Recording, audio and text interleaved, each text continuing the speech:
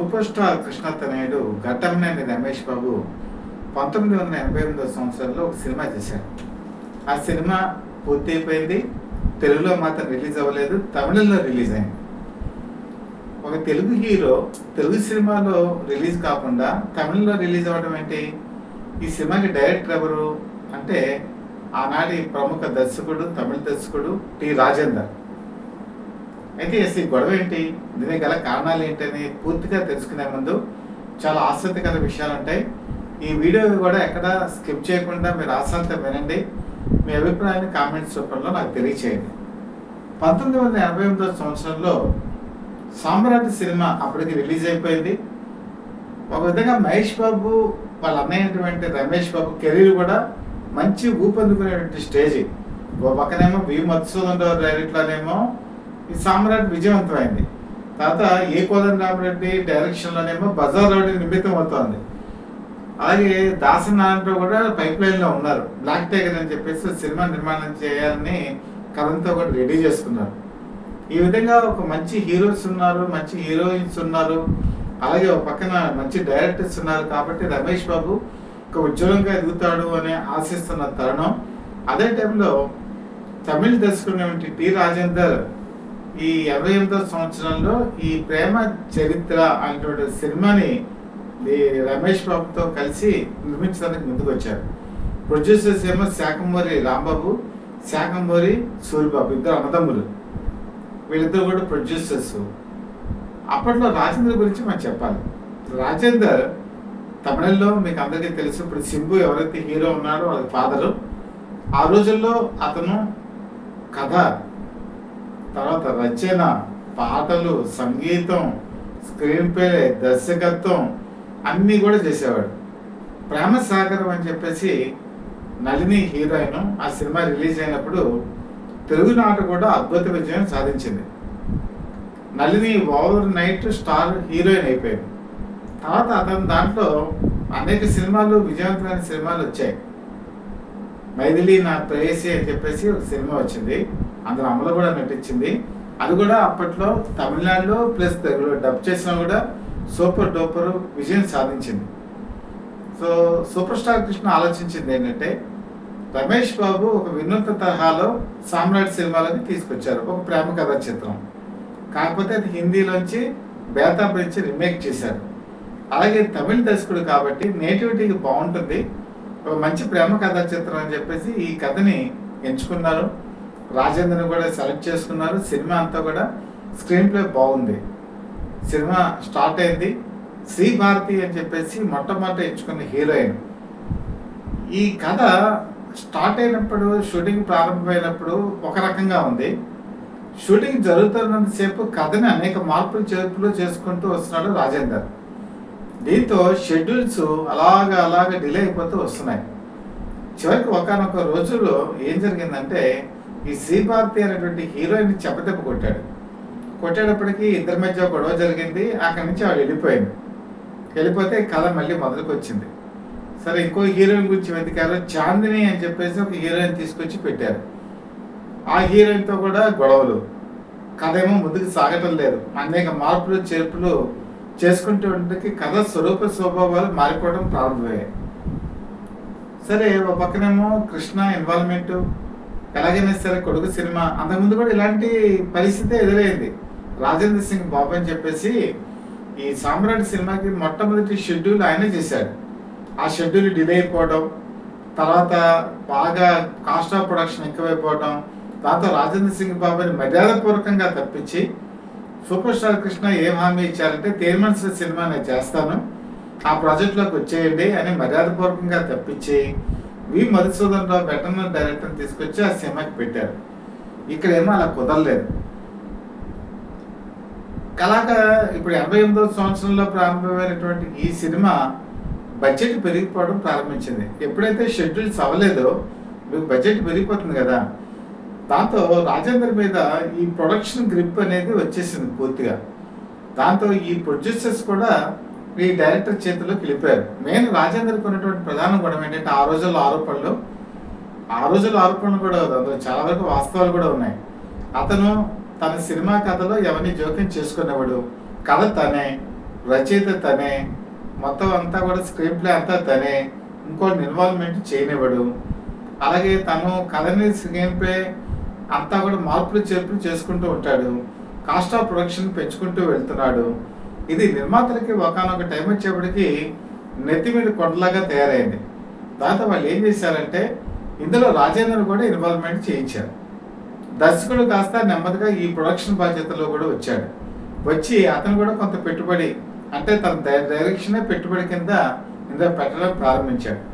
నెమ్మదిగా ఈ నిర్మాతలు అతని గ్రిప్లోకి వెళ్ళిపోయారు. దాంతో అతను ఒక అగ్రిమెంట్ చేయించుకున్నాడు. ఆ అగ్రిమెంట్ ప్రకారం ఏంటంటే ఈ సినిమా యాక్చువల్గా ప్రధానంగా తెలుగు సినిమా, ప్రేమ చరిత్ర అనేది తెలుగు సినిమా, కానీ తమిళ రైట్స్ కూడా తనే తీసుకున్నాడు, తెలుగు రైట్స్ కూడా తనే తీసుకున్నాడు. తీసుకొని మొత్తం గ్రిప్ అంతా తనే సంపాదించుకున్నాడు. ఈ అగ్రిమెంట్ చేసినటువంటి నిర్మాతలు ఎవరైతే ఉన్నారో వీళ్ళకేమో పూర్తిగా అగ్రిమెంట్ గురించి తెలియదు. అది రకరకాల కారణాలు అవ్వచ్చు, కొత్తగా సినిమా రంగంలోకి రావడం ఒక కారణం కావచ్చు, అందులో లిటిగేషన్స్ అర్థం కాకపోయి ఉండొచ్చు, ఏదైనా గుడ్డిగా సంతకాలు పెట్టారు, అది మాత్రం వాస్తవం. దాంతో పూర్తిగా ఈ సినిమా నిర్మాణ బాధ్యతలు, డైరెక్షన్ అంతా కూడా అతని చేతిలోకి వెళ్ళిపోయింది. వెళ్ళిపోతే చివరికి రాధను కూడా ఇందులో మెయిన్గా పెట్టారు. రాధ అప్పుడే తెలుగు సినిమా ఇండస్ట్రీలోను తమిళంలోనూ పాపులర్. ఆ పాత క్యారెక్టర్ని నెమ్మదిగా పెంచుకుంటూ వెళ్ళారు. చివరికి ఒకనొక దశ వచ్చేటప్పటికి ప్రేమ చరిత్ర సినిమా అంతా కూడా పూర్తి అయిపోయింది. ప్రేమ చరిత్ర పూర్తి అయిపోయింది. దాన్ని అందరూ కూడా ప్రివ్యూ వేశారు. ప్రివ్యూ వేసుకొని చూస్తారేమో చాలా బాగా వచ్చింది. రమేష్ బాబు కెరీర్లో ఇది ఒక మంచి చిత్రం అవుతుంది, రమేష్ బాబు ఒక టర్నింగ్ పాయింట్ అవుతుందని ఎక్స్పెక్ట్ చేసినటువంటి చిత్రం ఈ ప్రేమ చరిత్ర. ఎందుకంటే రాజేంద్ర మీద ఉన్నటువంటి నమ్మకం. రాజేంద్ర రోజు తమిళంలో ఏ సినిమా తీసినా కూడా అద్భుతమైన హిట్లు, ముఖ్యంగా ప్రేమ కథా చిత్రాన్ని బాగా డీల్ చేస్తాడు అతను. ఆ కథని నడిపించే తీరు, కథా గమనం ఆ రోజు యువతను బాగా ఆకట్టుకునేది. పైగా అతని మ్యూజిక్ పాటలు కూడా యువతని అట్రాక్ట్ చేసేవి. కాబట్టి ఈ గుణాలు ఇందులో ఉన్నాయి. కాబట్టి ఇది మరో మలుపు తిప్పుతుంది, రమేష్ బాబు కెరీర్ని ఒక టర్నింగ్ పాయింట్ ఇస్తుందని చెప్పి సూపర్ స్టార్ కృష్ణ ఆశించారు, అలాగే అభిమానులు ఆశించారు. అంతా అయిపోయింది. సినిమా మొత్తం ప్రింట్ రెడీ అయిపోయింది. దానికి 3 సంవత్సరాలు టైం పెట్టిందండి. 1991 వరకు ఇదే రకమైన తంతు కొనసాగింది. ఆ రోజుల్లో సినిమా ఎలా ఉండేదంటే, ఒక సినిమా కృష్ణ కానీ లేకపోతే రమేష్ బాబు కానీ తీస్తే, వాళ్ళే కదా నీకు ఎవరైనా తీస్తే 40-50 డేస్లో సినిమా కంప్లీట్ అయిపోయేది.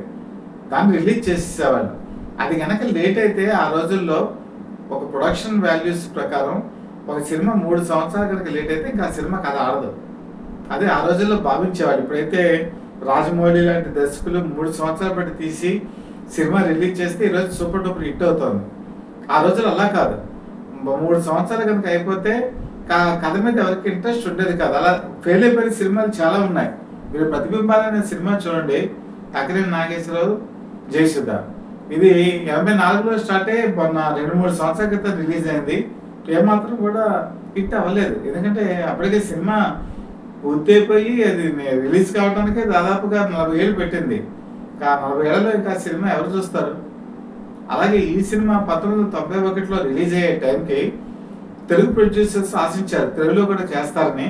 కానీ అతను ఏం చేశారంటే తెలుగుని కావాలని ఆపేసి తమిళంలో శాంతి అని చెప్పేసి ఆ పేరు మీద రిలీజ్ చేశారు. అందులో ఎవరికి ఎక్కువ ఇంపార్టెన్స్ ఇచ్చాడు? రాధకి బాగా ఇంపార్టెన్స్ ఇచ్చాడు. రమేష్ బాబుని క్యారెక్టర్ని కట్ చేసేసారు. ఆ పాటలో ఏదో వాడికి మాత్రమే పరిమితమైంది. అక్కడ సినిమా తమిళంలో సోసోగా వెళ్ళింది. తనకు వచ్చిన డబ్బులన్నీ కూడా తెలుగులో రైట్స్ వీళ్ళకి ఇవ్వకుండా తమిళంలోనే రిలీజ్ చేసుకున్నాడు. ఏదో తనకి పెట్టిన పెట్టుబడి ఎన్కాష్ చేసుకున్నాడు. కానీ తెలుగులో మాత్రం ఇది ప్రివ్యూ వేసుకొని చూసుకున్నప్పుడు బాగుంది కదా, ఇది బాగా నచ్చుతుంది అనుకున్నప్పుడు కూడా తెలుగులో రాజేంద్ర మాత్రం రిలీజ్ అవనివ్వలేదు కూడా. దాంతో రమేష్ బాబు కెరీర్లో ఈ శాంతి అనేటువంటి సినిమా తమిళంలో రిలీజ్ అయ్యి తమిళంలో వెళ్ళిందే తప్ప తెలుగులో తనకి ఏమాత్రం కూడా ఫెచింగ్ అనేది అవ్వలేదు. ఆ విధంగా రమేష్ బాబు కెరీర్లో అది పెద్ద అవరోధం కింద మనం చెప్పుకోవచ్చు. ఈరోజు టి రాజేందర్ వాళ్ళ అబ్బాయి సింబు మామూలు స్థాయి హీరో అయ్యాడు, అగ్రస్థాయి హీరో కూడా ఒకప్పుడు వెళ్ళాడు. అతను కూడా అనేక వివాదాలు ఎదుర్కొన్నాడు. ముఖ్యంగా ఈ రాజేందర్కి ఉన్న గొడవ ఏంటంటే, రాజేందర్ తమిళంలో తీసే సినిమాలకు కూడా హీరోయిన్ విషయంలో కానీ హీరోల విషయంలో కానీ చాలా దురుసుగా ప్రవర్తిస్తాడని, చేసుకుంటాడని, తర్వాత అనవసరపు జోక్ ఎక్కువగా ఉంటుందని, కాస్ట్ ఆఫ్ ప్రొడక్షన్ అనవసరంగా పెంచుతాడని ఆ రోజుల్లో విపరీతమైనటువంటి ప్రచారం. తెలుగులో కూడా అదే ప్రచారం జరిగింది. ఇక్కడ రమేష్ బాబు చేసినటువంటి తప్పు ఏంటంటే, తెలుగులో ఎంతోమంది దర్శకులు ఉన్నారు, కొత్త దర్శకులు వస్తున్నారు. 88కి వచ్చేప్పటికి కొత్త దర్శకులు ఉన్నారు, తెలుగు నేటివిటీకి సంబంధించిన దర్శకులు ఉన్నారు. వీళ్ళందరినీ కాదనుకొని తమిళం నుంచి ఏదో తీసుకొచ్చి అడ్డపెట్ట బ్రహ్మాండంగా చేస్తాడని అప్పచెప్తే అది కాస్త పూర్తిగా దెబ్బతిన్నటువంటి పరిస్థితి. అలాగే ఘట్టమనేని రమేష్ బాబు కెరీర్లో మరొక పెద్ద అవరోధం ఏంటంటే, ఆ రోజు మీకు అందరికీ తెలుసు, జానపద బ్రహ్మ బి విఠలాచార్య అద్భుతమైన జానపద చిత్రాలు తీశారు. అవన్నీ కూడా సూపర్ డూపర్ హిట్ అయ్యాయి. వాళ్ళ కొడుకు, వాళ్ళ తనయుడు బి శ్రీనివాస్ అని అతను కూడా రమేష్ బాబుతో ఒక సినిమా స్టార్ట్ చేశారు. మాయలు మంత్రాలు ఇవన్నీ కూడా అందులో ఉంటాయి. మంచి మంచి సెట్స్ వేశారు. నాకు గుర్తున్నంత వరకు 7 రీళ్ళు ఈ సినిమా తీశారు. ఇంకొక 10 రీళ్ళు కనుక తీయగలిగితే ఆ సినిమా కంప్లీట్ అయిపోతుంది. కానీ దాన్ని కూడా మధ్యలో అనేక కారణాల వల్ల ఆపేశారు. ఆ ప్రాజెక్ట్ సక్సెస్ అవుతుందా, ఫెయిల్యూర్ అవుతుందా అన్నటువంటి కారణాలతో ఆ సినిమా కూడా ఆగిపోయింది. ఆ సినిమా కూడా పూర్తయితే అది కూడా రమేష్ బాబు కెరీర్ని ఒక మలుపు తిప్పుతుందని ఆ రోజు అందరూ కూడా ఆశించారు. కథ కూడా చాలా బాగా వచ్చింది. ఈ 2 సినిమాలు ఆగిపోవటం రమేష్ బాబుకి పెద్ద అడ్డంకిగా నిలిచింది. కరెక్ట్గా ఈ 88 నుంచి 91 వరకు కనుక చూసుకుంటే ఒక విధంగా సూపర్ స్టార్ కృష్ణ కూడా గడ్డు కాలమే. 90లో ఆయన 89 ఎలక్షన్స్లో చివరిలో పార్లమెంట్ మెంబర్ అయ్యారు. మళ్ళీ ఆ పార్లమెంట్ ఎక్కువ కాలం కొనసాగలేదు. 91లో మళ్ళీ పార్లమెంట్ ఎలక్షన్స్ వచ్చే మేలో అనుకుంటా, అందులో ఏలూరు నుంచి ఓడిపోయారు. అప్పట్లోనే ఆయన సినిమా ఒకటి సిరి సంపదలు అని చెప్పేసి ఒక సినిమా చాలా వరకు అయిపోయిందండి. ఒక పాట 2 పాటలు ఉండిపోయాయి అంతే. దానికి డైరెక్టర్ ఎవరంటే పి చంద్రశేఖర్ రెడ్డి. పాడి పంటలు అనేటువంటి మంచి టైటిల్ ఎలా ఉంటుందో ఈ సినిమా కూడా, ఈ సిరి సంపదలు కూడా చాలా మంచి టైటిల్. కథ కూడా చాలా బాగా వచ్చింది. కానీ ప్రొడ్యూసర్ ఏం చేశారంటే ఒక్క పాట మిగతా అంతా కంప్లీట్ అయిపోతే కృష్ణ మార్కెట్ సరిగా లేదు అని భావించి ఆ సినిమాని అక్కడితో ఆపేయడం జరిగింది. ఆ విధంగా ఆ సినిమా కూడా రిలీజ్ కాకుండా ఉండిపోయింది. ఇప్పటికీ కూడా బాక్సుల్లో ఉండిపోయింది అది. అలాగే ఇంకో పవర్ఫుల్ స్టోరీ వచ్చిందండి, ప్రతాప్ రుద్రుడు అని. అది కూడా సూపర్ స్టార్ కృష్ణతోనే 2 షెడ్యూల్స్ పూర్తయ్యాయి. 2 షెడ్యూల్స్ పూర్తయిన తర్వాత కూడా ఆ సినిమా రిలీజ్ అవ్వలేదు. మంచి పవర్ఫుల్ స్టోరీ అది. ఆ తర్వాత మీకు శివనాగేశ్వరరావు తెలుసు. శివనాగేశ్వరరావు మంచి డైరెక్టరు, అతను కామెడీ బాగా పండిస్తాడు. అలాగే అదరహో అని చెప్పేసి ఒక సినిమాని సూపర్ స్టార్ కృష్ణతో స్టార్ట్ చేశారు.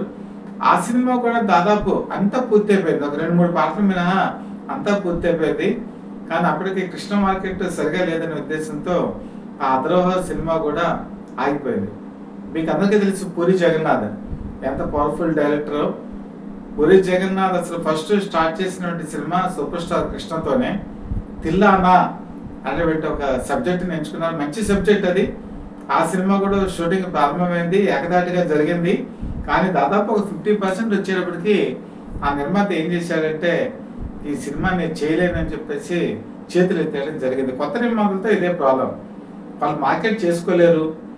అలాగే వాళ్ళ మీద భరోసా పెట్టినటువంటి సూపర్ స్టార్ కృష్ణ నమ్మకాన్ని కూడా ముందుకి తీసుకెళ్ళలేకపోయారు. అదే టైంలో ఆయనతో ఇంకో సినిమా కూడా స్టార్ట్ అయింది, ఎమ్మెల్యే అని. ఆ ఎమ్మెల్యే సినిమా కూడా దాదాపు సగం పైన పూర్తి అయిపోయింది. అది కూడా చివరి వరకు పూర్తి చేయకుండా వదిలేశారు. ఇలాగా కృష్ణ కెరీర్లో కూడా ఆగిపోయినటువంటి చిత్రాలు ఉన్నాయి. ముఖ్యంగా రమేష్ బాబు తనయుడు జయకృష్ణ, అలాగే ఆ రమేష్ బాబు కూతురైనటువంటి భారతి కూడా సినిమా అలంకరణ చేస్తున్నారు. తప్పులు తాతగారు చేయొచ్చు, తండ్రి చేయొచ్చు, ఈవెన్ బాబాయ్ కూడా చేసి ఉండొచ్చు, అది మనం చెప్పలేము. కానీ ఈరోజు మహేష్ బాబు సూపర్ స్టార్ డబ్లో ఉన్నారు. ఎప్పుడైనా చరిత్ర మనకి ఏం చెప్తుందంటే ఏ తప్పులు చేయకూడదు, మనం ఏ తప్పులు పునరావృతం కానివ్వకూడదు, ఏ తప్పులు చేయకుండా మన కెరీర్ని ముందుకు తీసుకెళ్ళాలి. ఇవి ఆదర్శప్రాయంగా తీసుకొని జయకృష్ణ, భారతి మరి సూపర్ స్టార్ కృష్ణకి వారసులుగా వస్తున్నారు. కాబట్టి గతాన్ని ఒకసారి తెలుసుకొని మనం భవిష్యత్తులో మంచి అడుగులు వేస్తూ సూపర్ స్టార్స్గా ఎదగాలని చెప్పి మనస్ఫూర్తిగా కోరుకుంటూ, ఈరోజు మనం నేర్చుకోవాల్సింది ఏంటంటే ఈ పాత విషయాలు నేటి జనరేషన్కి చాలా వరకు తెలియవు. మనం తమిళ మీద ఆధారపడిపోయి ఎలా దెబ్బతిన్నాము అనేటువంటి చెప్పేటువంటి చిత్రమే ఈ ప్రేమ చరిత్ర. ఆ ప్రేమ చరిత్ర ఆ రోజు ఆ పేరు టైటిల్ అలా వచ్చింది, కానీ ప్రేమ చరిత్ర పేరు మీద ఇంకో సినిమా కూడా రిలీజ్ అయింది. అది నాగబాబు తర్వాత సూపర్ స్టార్ కృష్ణ వీళ్ళిద్దరు కూడా కలిసి నటించారు అందులో. అది వేరే చిత్రం అనుకోండి. కాబట్టి ఒక మంచి చిత్రాన్ని మాత్రం తెలుగు సినిమా ప్రేక్షకులు చూడలేకపోయారు. ఆ ప్రేమ చరిత్ర నిజంగా చాలా బాగుందట. రివ్యూ చూసిన వాళ్ళు కొద్దిమంది ఉన్నారు, నాకు తెలిసిన వాళ్ళు కూడా అందులో ఉన్నారు. వాళ్ళు చెప్పారనమాట, రమేష్ బాబు యాక్టింగ్ చాలా బాగుందండి, ఈ సినిమా రిలీజ్ అయ్యింటే అతని కెరీర్ ఇంకో రకంగా ఉండేది, అతను మంచి రైజింగ్ స్టార్ అయ్యేవాడు, ఇంకా మంచి సినిమాలు పడేవి, అది పోవటం ఒక విధంగా దురదృష్టకరం అని చెప్పినప్పుడు కూడా నాకు కూడా చాలా బాధ కలిగింది. ఇది తమిళలో మీకు దొరుకుతుంది కాబట్టి తమిళలో చూస్తే ఇది మీకు బాగా అండర్స్టాండ్ కూడా అవుతుంది. కాబట్టి ఇలా తెలియని విషయాలు చాలా వరకు సత్యావర్ధ పీపుల్ లైవ్ టీవీ మీ దృష్టికి తీసుకొస్తుంది. వీటిని కనుక మీకు లైక్ చేస్తే బెల్ ఐకాన్ ప్రెస్ చేసి సబ్స్క్రైబ్ చేసుకోండి. మీ సబ్స్క్రిప్షన్ మాకు చాలా విలువైనది, మీ దీవెన లాంటిది. ఇవి నిరంతరం మాకు ఉండాలని చెప్పి మనస్ఫూర్తిగా కోరుకుంటూ, మీ మిత్రుడు శ్రేయోభిలాషి, అలాగే సత్యావర్ధ people live TV chief editor DVSS Krishnaprasad. మరొక మాట, విజయదశమి అందరికీ కూడా శుభ పర్వదినాన్ని తీసుకొచ్చేటువంటి ఒక మంచి రోజు. ఈ విజయదశమి నాటి నుంచి మీకు అన్ని విజయాలు కలగాలని, మీ జీవితంలో మరిన్ని అద్భుతమైనటువంటి కార్యాలు జరగాలని మనస్ఫూర్తిగా దేవుని ప్రార్థిస్తూ, మరొకసారి మిత్రులకి, శ్రేయోభిలాషులకి, అలాగే సత్యవర్ధ పీపుల్ లైవ్ టీవీ ప్రేక్షకులకి విజయదశమి శుభాకాంక్షలు.